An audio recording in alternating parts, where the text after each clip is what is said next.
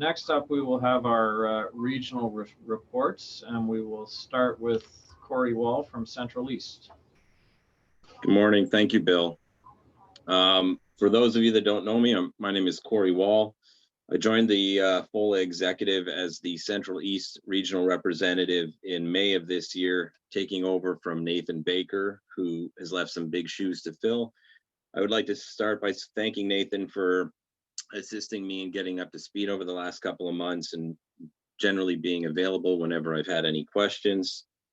For those of you that don't know, Central East consists of Durham, Muskoka, Northumberland, Peterborough, Simcoe, Victoria, Haliburton, and the York Law Associations. I feel as I'm specifically, I have some good chops as far as being your representative in Central East. I have practiced in Barrie and was the past president of the Simcoe Law Association. I also am now practicing in Peterborough. I've lived in Newmarket and Oshawa. I have family in Lindsay. My last trial was in Northumberland, and I aspire to a cottage in Muskoka. So to any of the presidents in my region, if you have any questions or concerns, please don't hesitate to contact me. If you're having any general meetings, whether by Zoom or teleconference, I'm always available to participate, and I'm hopeful that in a post-COVID era, I would be able to come out and actually meet with you when you start hosting those events in person again. As far as my experience as Central East representative, since becoming the rep, the last couple of months have been largely related to various calls in relation to the COVID pandemic, as we've been dealing with meeting and developing new procedures, both for local courthouses and larger regional practices and protocols. I've received a number of inquiries about some of the differences between what the courthouses were processing during the lockdown period. Most notably, we had some courthouses that were able to continue to process probate applications in Central East, but there was others that were unable to do that, and I think that was largely due to issues around staffing and their ability to process it with the COVID restrictions. I've also participated in numerous Zoom calls with the Attorney General, our local administrative judges, and the Senior Regional Justice. Out of a lot of this, the most notable development has probably been for our day-to-day practice, with the litigators at least, is the Civil East standing trial list. Traditionally, practitioners in Central East have been used to a fall and spring sitting, but in response to COVID, some changes have been made. There was a Zoom call with our administrative judge, Justice Edwards, out of Newmarket, and that I participated in that along with several other senior members of the bar that provided some feedback, and that resulted in the establishment of a new protocol for the resumption of the civil trials in our judicial region.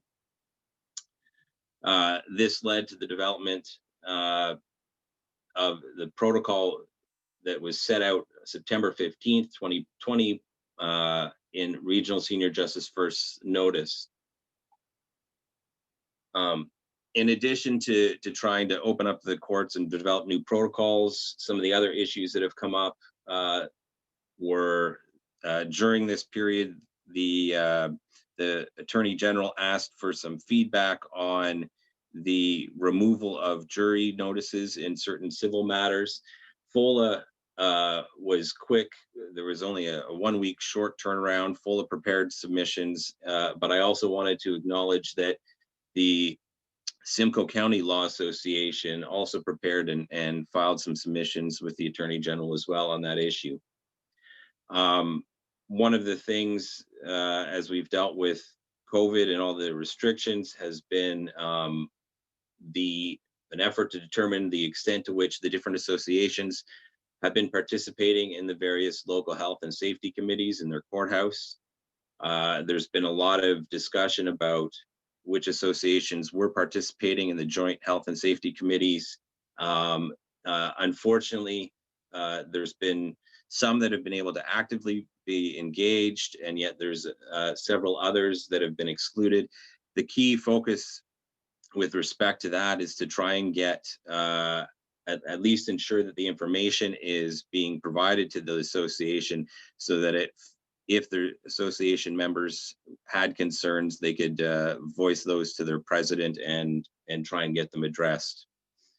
In addition to that, I've also received several members contacting me with respect to concerns about the different electronic hearing initiatives, the e-hearing task force, and the Superior Court of Justice Working Group, and I've forwarded those concerns on to the different Fola executive members that have been participating in those committees or task forces.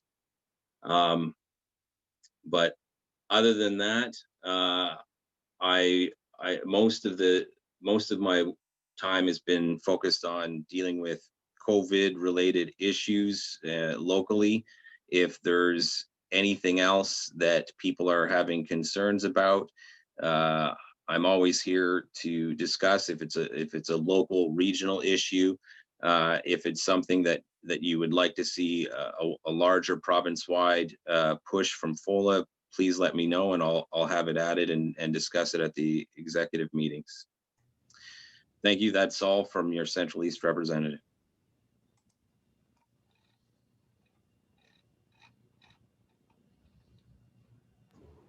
Steve Anderi on behalf of Southwest. Good morning. I'm pleased to bring remarks today from Terry Brandon, the Fola Southwest Regional Rep and Legal Aid Committee Chair, who could not be here today. Our Southwest region comprises Elgin, Essex, Huron, Kent, Lambton, Middlesex, Oxford, Perth, and Huron Law Associations, and covers really the bottom half of the province of Ontario. I think it's trite to say that COVID's going to be on the top of everybody's mind. We in the Southwest have labored under the same challenges as everyone else. As a group, the presidents of the Southwest region report that the OCJ and the Justices of the Peace case management courts have been remanding cases by audio attendances throughout the pandemic, and we're now moving to Zoom in most courthouses. Public access by Zoom has been implemented such that self-represented individuals can now attend court remotely, depending on their technological availability, whether that's by phone or something more. Bail hearings with sureties and other witnesses accused, Crown and Defense Counsel are continuing, again, moving towards Zoom. The Ontario Court of Justice Criminal Division judges quickly adapted to audio appearances, and those are now accommodating custody pleas and sentencing. Judicial pretrials have continued. Courthouses are undergoing extensive retrofits to accommodate for social distancing. Plexiglass is being installed.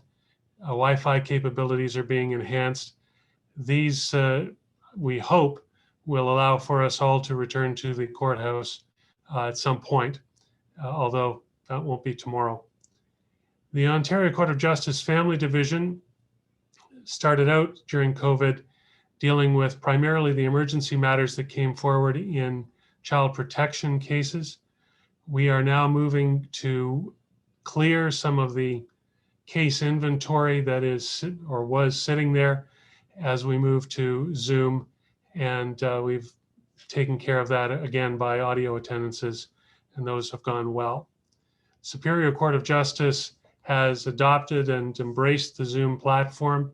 There are still backlogs in that court level across the Southwest, but we're expecting that the judiciary and court services, in conjunction with the bar, will be able to meet those demands.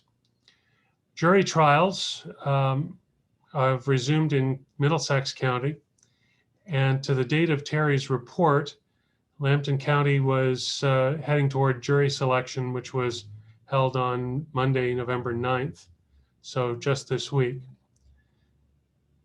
Finally, we have private complaints and bond applications which were not being attended to due to social distancing. Court trial lists are still problematic. And overall, our president's report that there is collegiality and collaboration with the restoration of our justice system. The presidents have been meeting regularly by Zoom and or by phone. We all note a healthy working relationship with our local benches through bench bar meetings, and communications are at an all-time high. Terry expresses her regrets for not being able to be here today. She had a personal commitment that she had to attend to. And that's the report on behalf of the Southwest region. Thank you. Thank you, Stephen. Alan Winepearl on behalf of Central South. Thank you, Bill. My name is Alan Winepearl. I am the Central South rep, past president of the Hamilton Law Association is how I get here. I'm not going to repeat what everybody else has already said about COVID. I will just say in Hamilton, we have at least one trial proceeding, one civil trial proceeding by Zoom in the Superior Court, I can tell you. You know, I think some of the people who are participating in that trial will hopefully do seminars for us to educate us on how to set up our offices and our lives in order to do such a trial, because it does take some technical capability. There's no doubt about that. So hopefully that'll be an issue for us to address in time. In Hamilton, sorry, in Central South, we have had a change in our RSJ. It is now Justice Sweeney. I thank Harrison Arrow for his great tenure, but I believe he's now gone supernumerary. So Justice Sweeney has taken over. And I think what I'll just mention about that is that the Department of Justice did consult us about the options available, the applicants that they had pared it down to. And I think that that's something noteworthy, that Fola would be chosen to participate in the choosing of the RSJ. So I think that that is a great development, and I hope that that continues for all the regions going forward in the future. As with other regions, we've been moving to a lot of online with our associations. They have been providing educational events online. So as an example, the Hamilton Law Association will be providing 28 seminars this year online. They have and will continue to the end of the year, which is an excellent feat, and obviously something we'll all need going forward in the future. I just want to say that from our region, the major concerns, which we've already talked about today quite a bit, but library funding is on top of our list, and the scope of paralegal practice and how to do that in a safe manner is very top of the list amongst the associations in our region. So those are my comments. Thank you, Alan. Next up, Doug Judson from the Northwest. Hello, everyone. Northwest region consists of the three districts up in the Northwest: Thunder Bay, Rainy River, and Kenora. I believe I serve as president of the Rainy River Law Association, but my counterparts, Tiana and Claudia in Kenora and Thunder Bay, respectively, are on the call this morning. So welcome from the Northwest, and particularly from those in Central Time, where it's a little bit earlier. There's sort of one issue per district that we've been talking about in our region. The first is with Fola's assistance, we continue to probe and ask questions about LAO policy changes, which prevent counsel from using the assistance of duty counsel for agency adjournments. This seems to have created some confusion with LAO's own handbook for council, which encourages council not to attend for routine matters, but in particular in our region, where council are routinely appearing in multiple courts over Zoom or teleconference, it creates a logistical issue for how council can manage their files. So that's something that we continue to look at.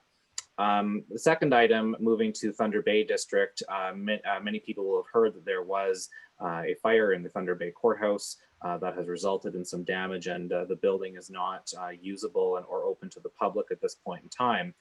This has had the effect of making what's old new again, and we've actually moved court back into the former Thunder Bay Courthouse, which was converted into a hotel. So we are operations have adjusted quickly, but certainly the fact that the court had already made so many strides to move matters into electronic hearing formats has assisted in that process.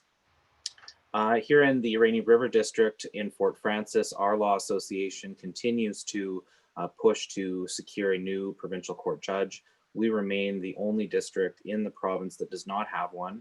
And that's something that we are concerned about. We would like to see justice administered by someone who is based in the community, and that continues to be a priority for our association.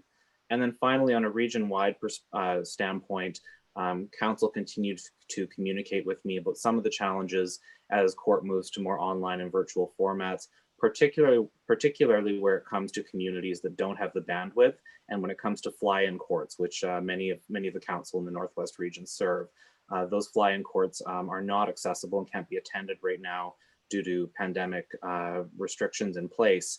But we also have the dueling challenge of Zoom not being available because clients don't have access to phones or internet, or even if they do, there isn't sufficient bandwidth in the community to support those appearances. So those continue to be challenges in our region, and I certainly appreciate Katie and others at Fola for their counsel and assistance as we move forward on those. Thank you very much. Thanks, Doug. Next up, Ted Mann on behalf of the East Region. Good morning, everybody. I am Ted Mann. I'm the immediate past president of the County of Carleton Law Association, and I'm thrilled to be fulfilling this role, trying to fill big shoes left by Madam Justice Mazinski when she was elevated to the bench. I just want, on behalf of our region, to thank her for her great leadership during her time as the East Region rep, and I'm going to work very hard to see that if I can meet that challenge of trying to replace her.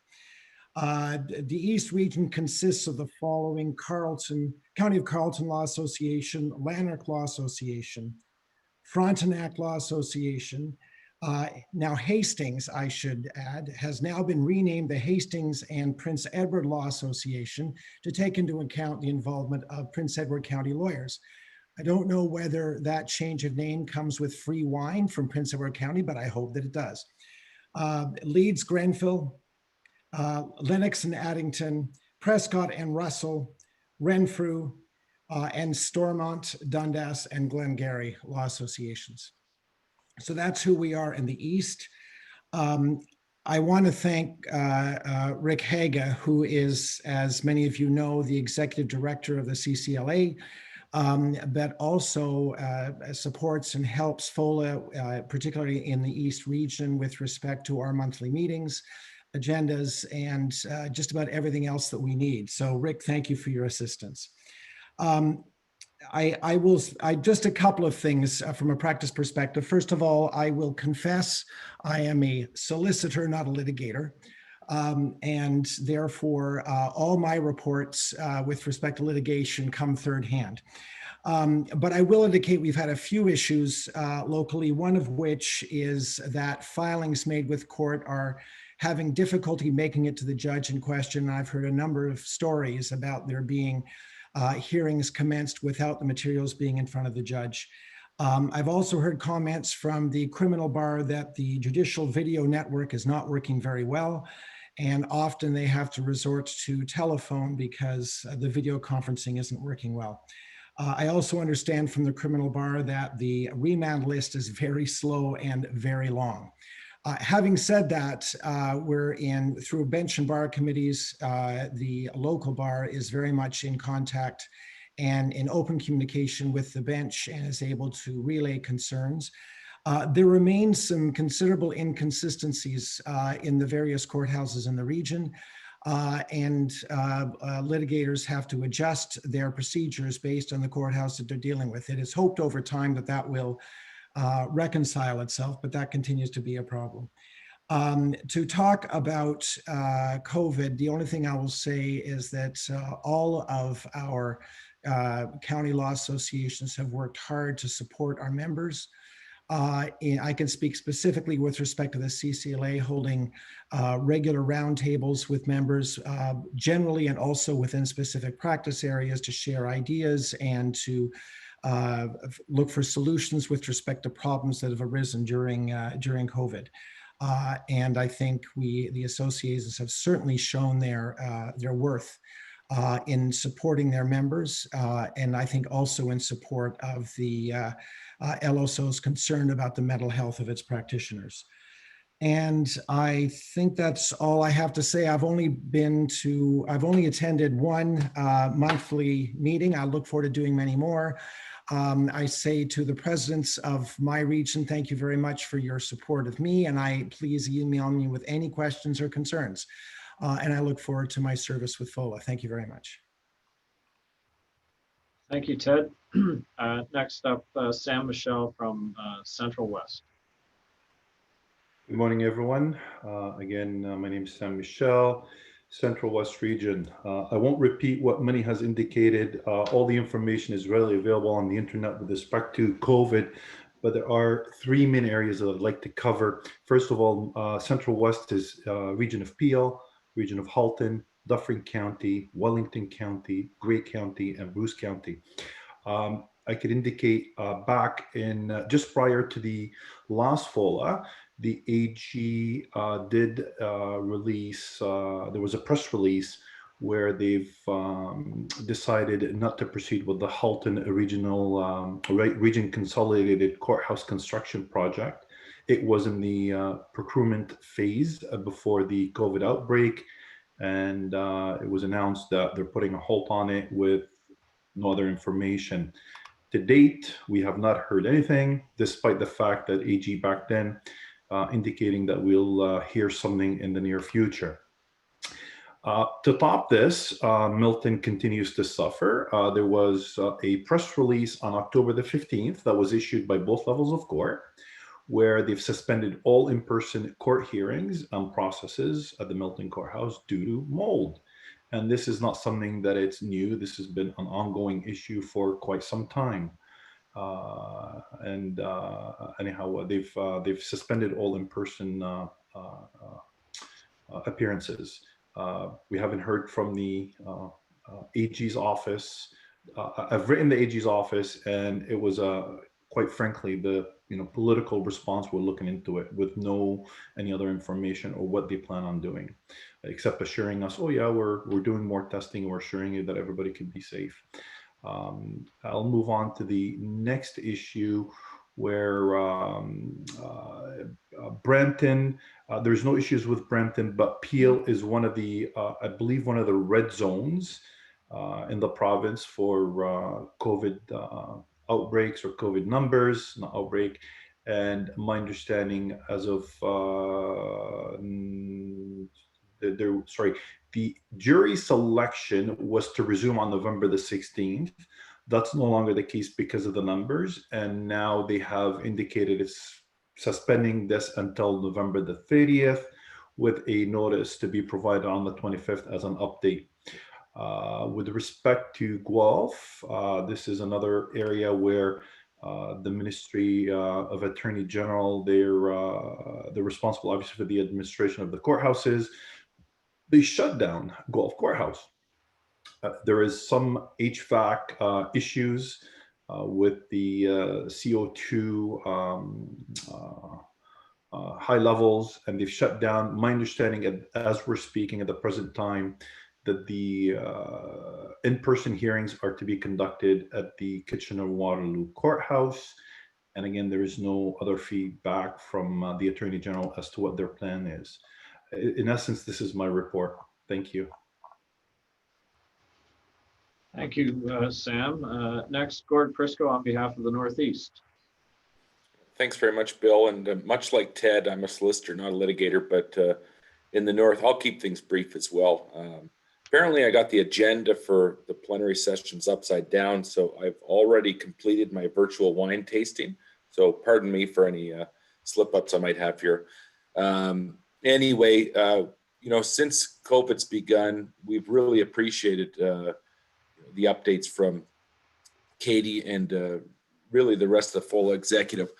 And we've been having communications with our regional senior judge. We used to have them on a weekly basis. Now we have them on approximately a monthly basis, which would have been really fantastic.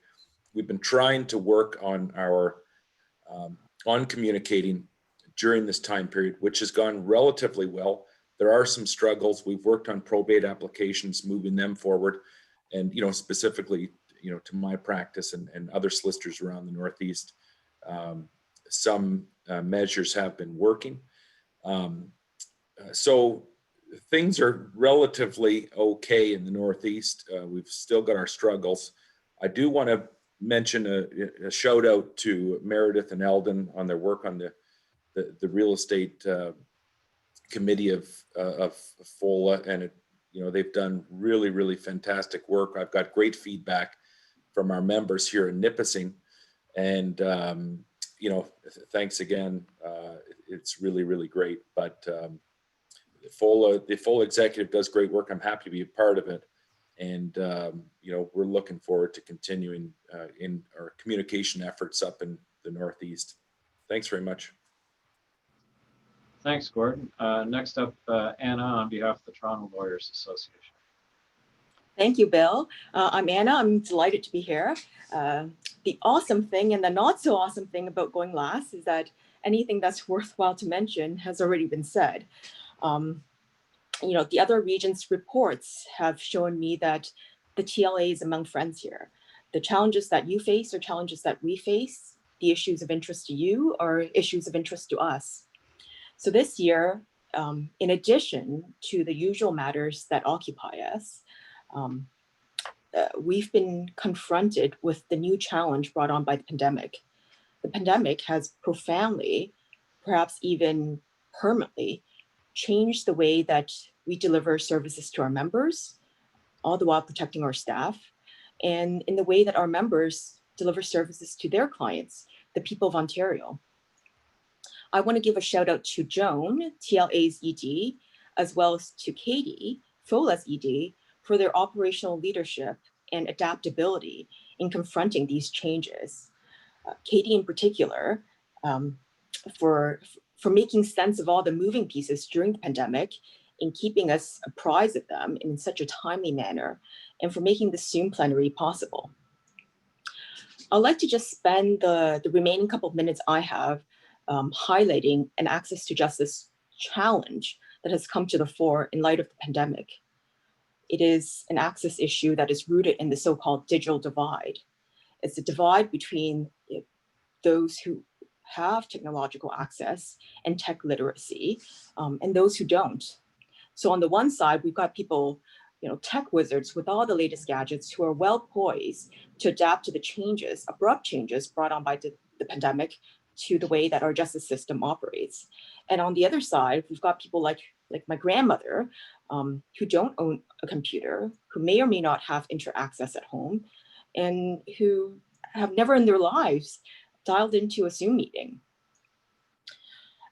This isn't an issue that is for a professional alone to fix, but it's certainly one for us to contend with. The very fact of this plenary that it's done by Zoom with a virtual wine tasting to boot shows us that our profession is an adaptable profession, and we deserve a pat on the back for that. But there's also more work that needs to be done on this front of meeting the access to justice challenges brought on by the pandemic against the backdrop of the digital divide. That's it for me. Thank you. Okay, thanks, Anna. And I'm not